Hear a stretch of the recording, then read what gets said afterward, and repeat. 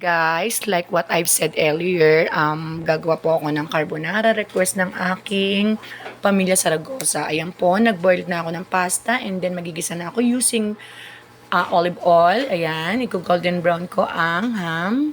Ayan po, sige, halo lang ng halot. Hindi naman naangal yan. Then nilagay ko na yung sibuyas bawang after ng golden brown ng ham. Ayan, naloloading ako guys, sorry.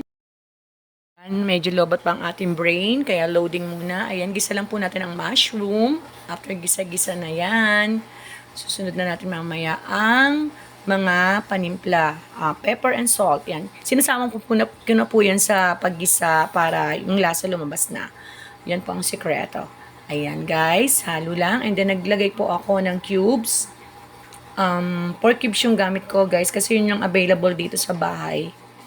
Then, halo ulit. And then, lagay ko na po ang mga sauce, ang cream.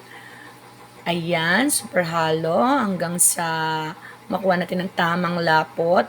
Then, nag-add na po ako yung nabibili lang na instant. Ayan, Fiesta Creamy Carbonara Sauce. So, mahilig talaga ako magsimot guys. Dalang malambili yan, di ba? Yan, alog-alog. Lagyan ng tubig. Then, ibuhos. O, di ba? Dagdag din po yan. Laman tiyan din yan, guys.